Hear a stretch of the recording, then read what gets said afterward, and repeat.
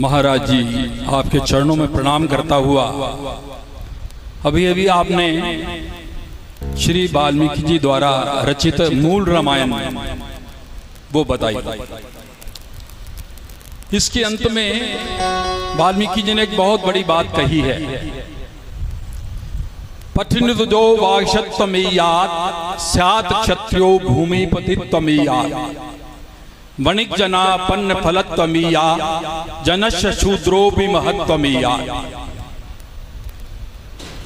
इस रामायण को पढ़ने से ब्राह्मण विद्वान होता है, क्षत्रिय अपने काम में पारंगत होता है, और जो ये वैश्य हैं व्यापार करते हैं ये अपने व्यापार में आगे बढ़ते हैं, और शूद्र सेवा की भावना बढ़ती है।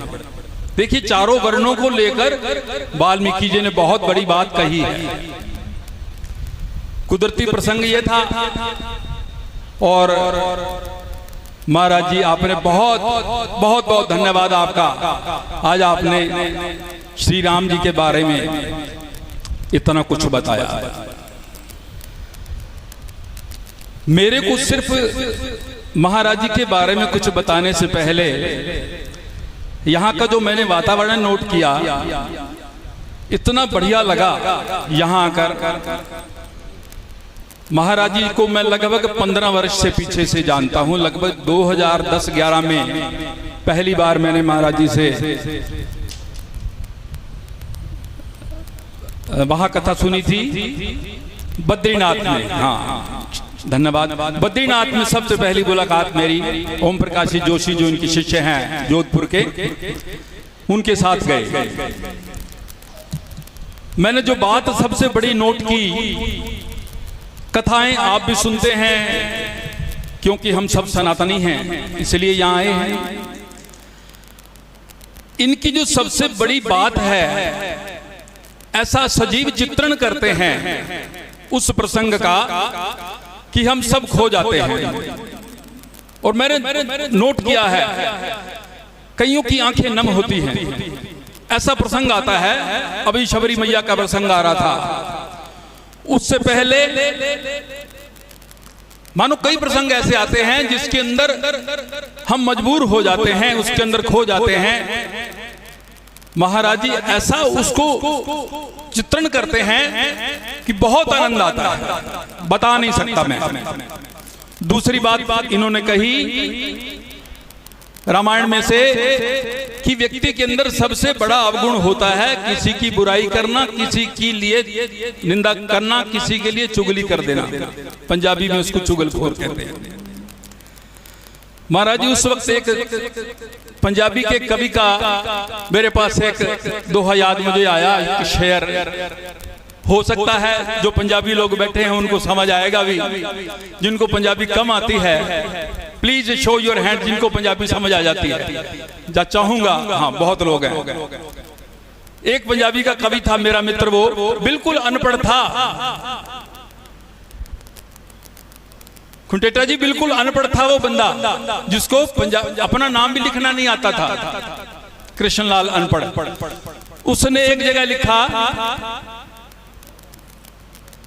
डरदा नहीं मैं किसे दे जोर कोलों, डरदा नहीं मैं किसे दे जोर कोलों, ना मैं साध कोलों ना मैं चोर कोलों। जे मैनू जिंदगी विच किते डर आंदा ते डर आंदा चुगलखोर कोलों। अगली बात सुनो, चुगलखोर विच इन्नी कु है ताकत, चुगलखोर विच है इन्नी कु है ताकत कि ओने हसदी वसदी अयोध्या रवा दिती। चुगलखोर विच इन्नी कु है ताकत कि ओने हसदी वसदी अयोध्या रवा दिती। बंदा की राम भगवान ताई खाक जंगलां दी छड़वा दिती। बंदा की राम भगवान ताई खाक जंगलां दी छड़वा दिती। ये चुगलखोर की इतनी बड़ी ताकत है। महाराज जी बहुत बड़ी बात इन्होंने कही कि व्यक्ति का अगर स्वभाव नहीं बदलता तो कथा का कोई विशेष लाभ होने वाला नहीं है।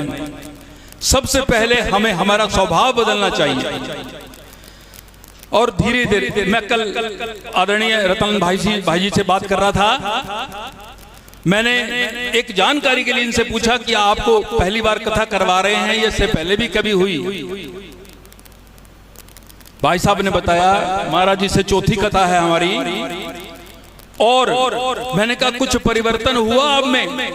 ये प्रश्न जैसे मैंने किया इनसे, इनकी आंखों में आंसू थे और उन्होंने कहा जितना परिवर्तन मेरे जीवन में हुआ ना मैं बता नहीं सकता आपको।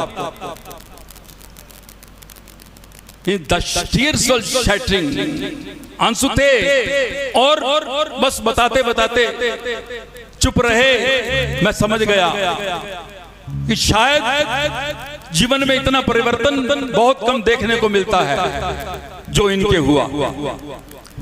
तो मैं तो इनकी कृपा मानता हूं महाराज जी की कि ऐसे संत लोगों के।